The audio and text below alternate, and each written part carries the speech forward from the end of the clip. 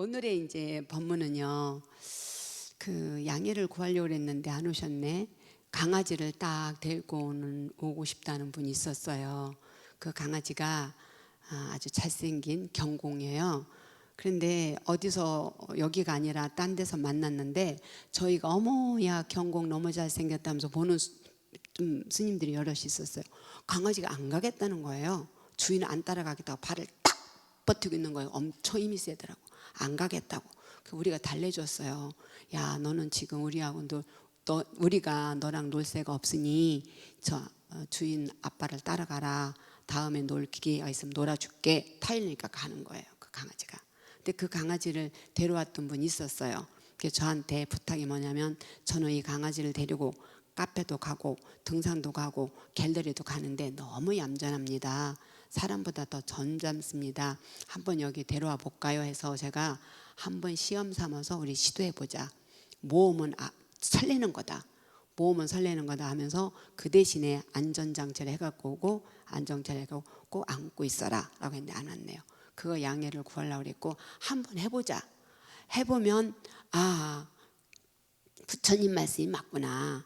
부처님 말씀이 사람과 동물과 모든 만물이 다 두두물물이 불성이 있어서 일맥상 다 안 통하는 것이 없다 했기 때문에 맞다라는 걸 했는데 안 오셨고, 그래 오늘의 법문 주제는 수행인데 내일이 제가자 승가 우리 스님네와 제가자가 함께 수행하는 날입니다. 그래서 수행이라는 주제인데 지금의 계절로 봤을 때 딱하니 그 수행을 딱 계획을 세울 수 있는 좋은 계절이거든요. 이게 봄이다라고 하면 누구나 다 아는 생명, 또 희망, 또 활성, 계획 모든 것들을 시작하고 뭔가 진취적인 그런 계절입니다. 여러분들이 수행이라는 단어를 정말 이 많은 국민이나 세계의 그런 인구나 또 만물들이 수행이라는 단어를 한 번도 못 들어보고 일생을 끝내는 이들이 얼마나 많은지 모릅니다. 그래서 수행이라는 단어를 우리가 듣고 수행이라는 실천한다는 것은 전 지구상의 우주 속에서 그 선택이 됐다라는 그 희소하고 귀하다는 걸 뭘로 표현할 수 있는가? 손톱 위에 올라와 앉는 흙과 같다는 거죠. 흙과 같다는 거예요. 그러면은 이 수행이라는 단어를 들었고 우리는 실천해서 내가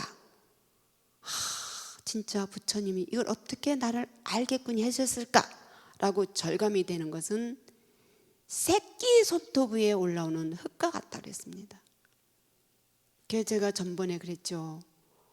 부처님 법을 알고 그거를 지식으로 아는 게 아니라 가슴으로 느껴서 라고 하는 그 이유는 모래를 잡았을 때 모든 것이 모래가 이 손 사이로 세고 그 가운데 안고 가는 숫자만큼 그렇다라고 했다라면 정말 수행이라는 그 중심에 여러분들이 체감을 한다든가 또 그 수행이라는 그 묘한 맛을 느낀다든가 그 내가 이렇게 이 법을 알아서 너무나 부처님이 살아서 숨쉬는 같이 감사하다 느끼는 건 새끼손가락 위에 올라앉는 흙만큼 귀하다 했습니다. 그래서 부처님 말씀에 저는 부처님 제자기 때문에 이런 사회법 모릅니다.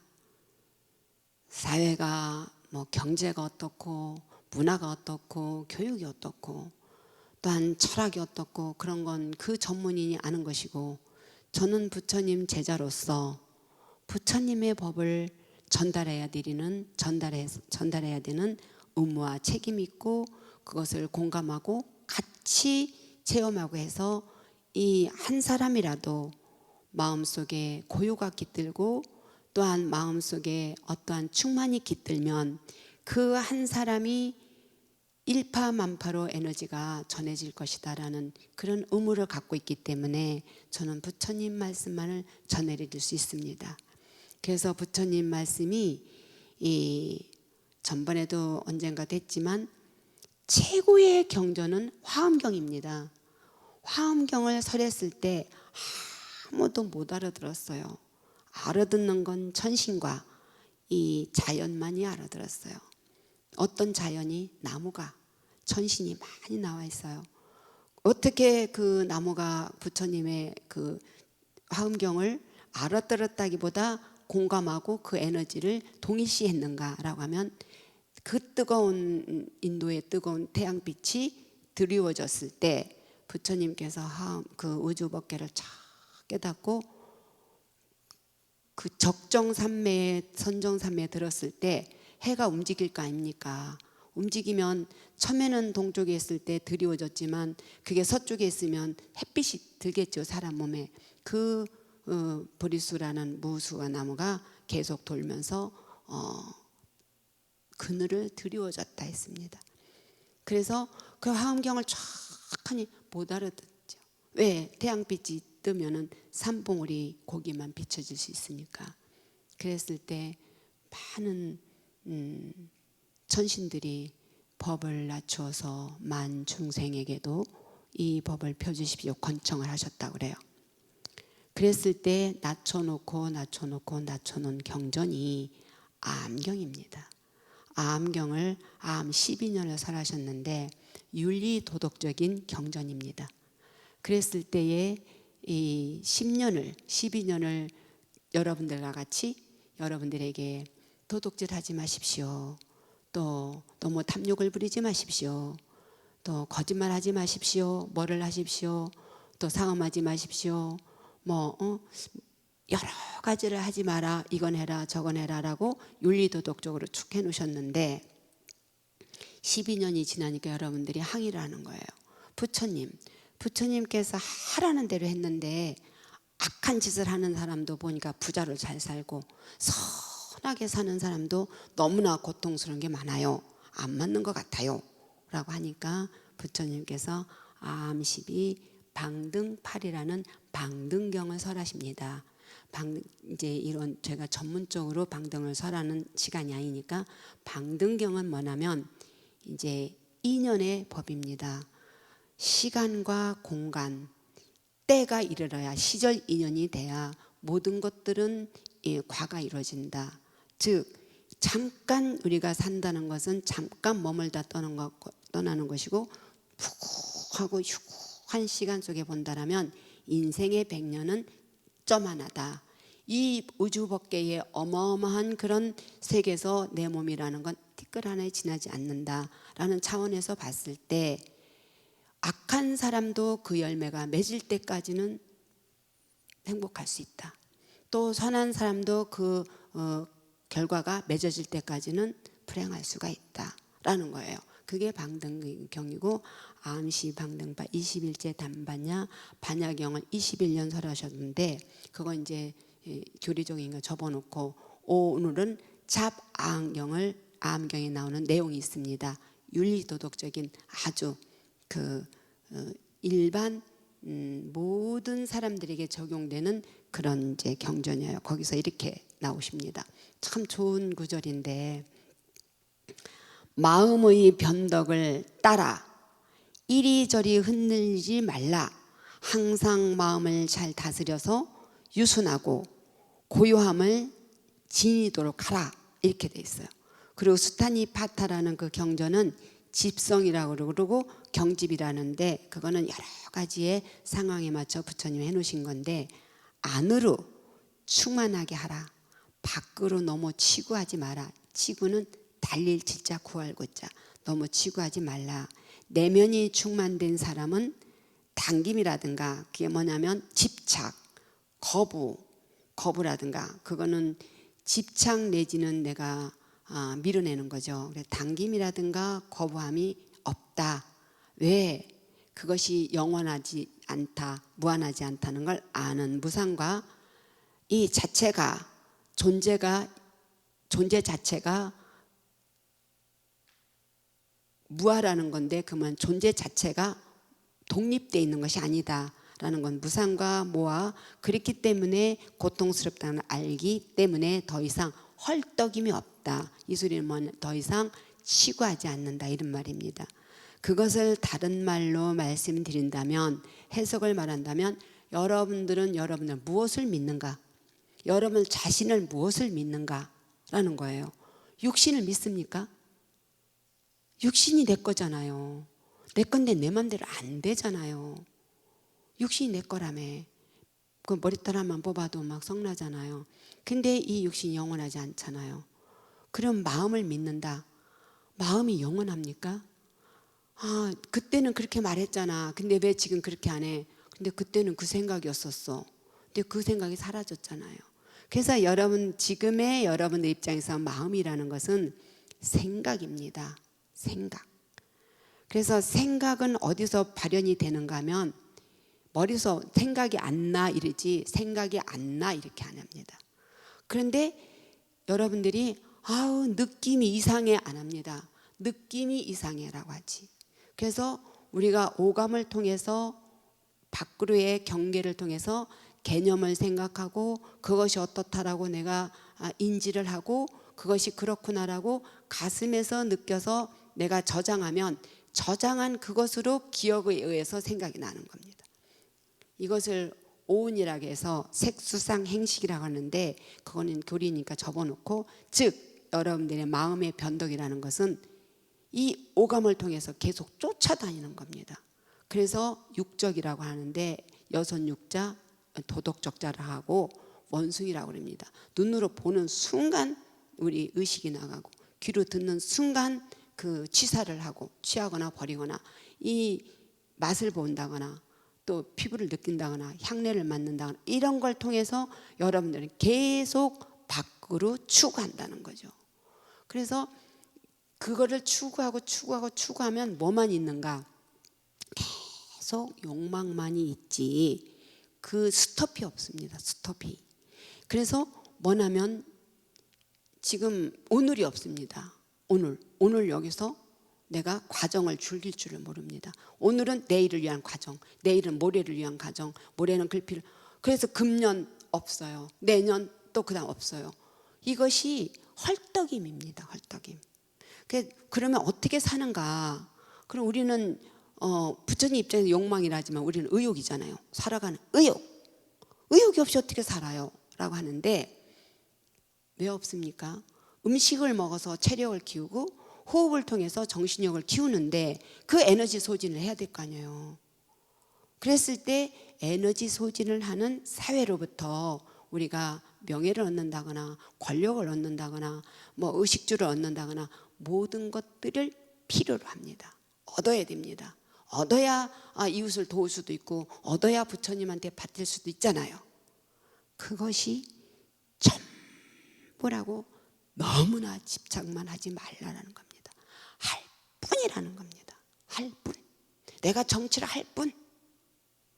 내가 정치를 해서 뭔가가 도움이 되고자 하는 거 할 뿐. 결과는 답이 없습니다. 인생의 정답은 없습니다. 할 뿐. 하고 바치는 겁니다. 하고 끝내는 거죠. 이래서 부처님께서는 뭐냐면 공성이라는 겁니다.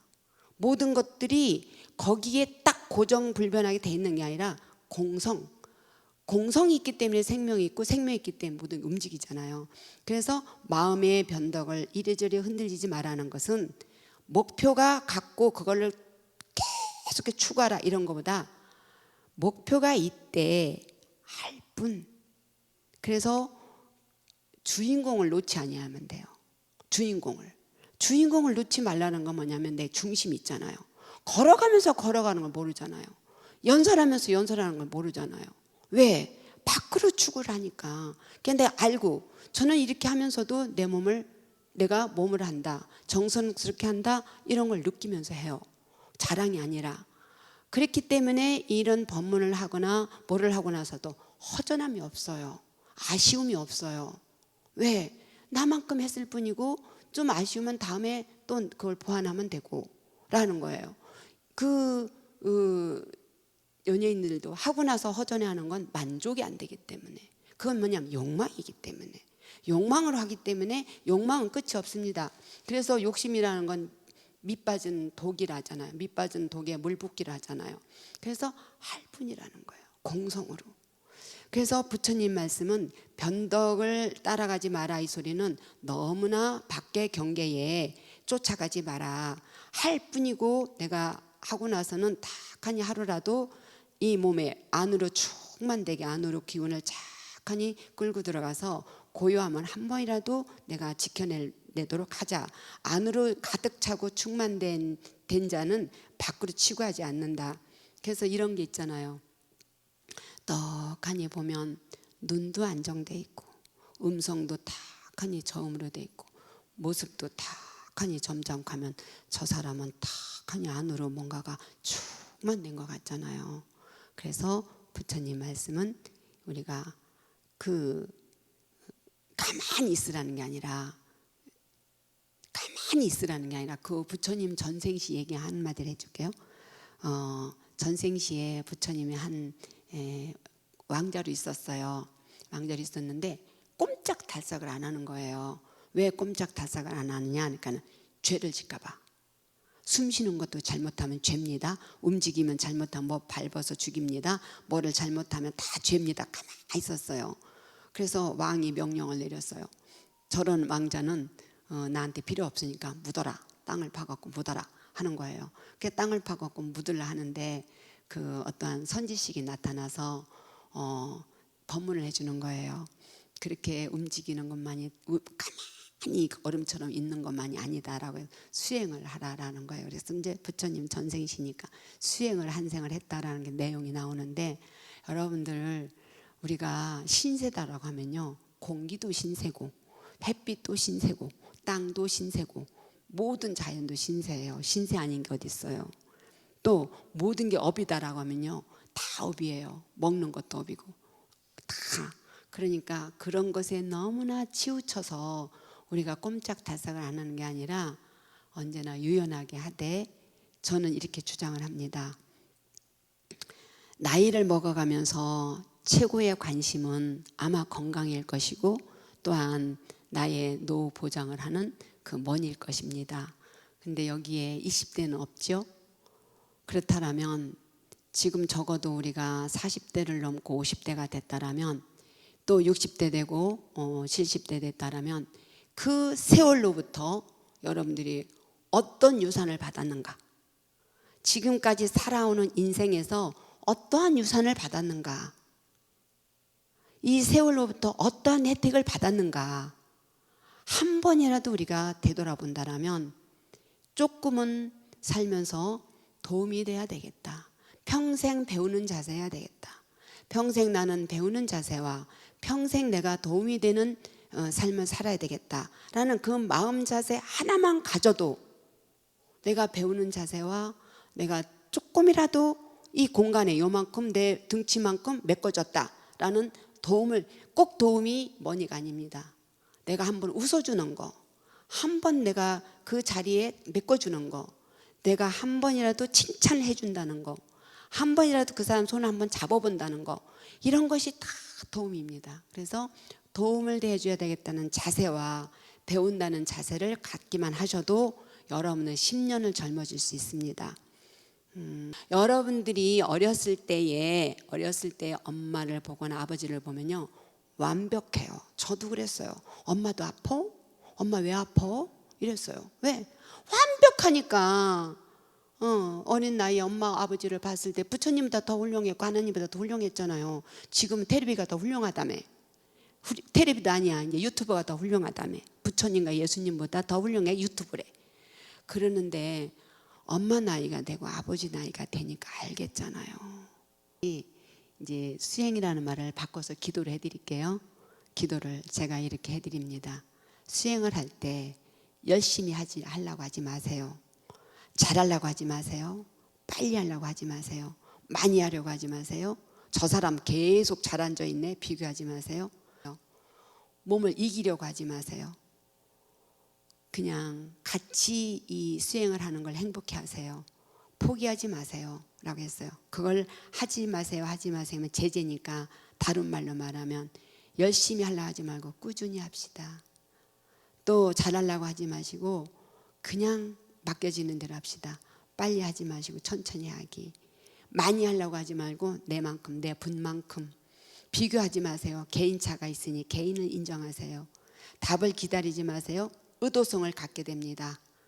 의도성을 가지면 머릿속부터 쥐가 납니다. 용 쓰지 마세요. 자연스럽게 맡기세요. 호흡에 맡기고 이 자리에 맡기고 또 몸을 이기려 하지 마세요. 몸을 달래세요. 몸을 내가 마음으로 잘 아이 달래듯이 달래세요.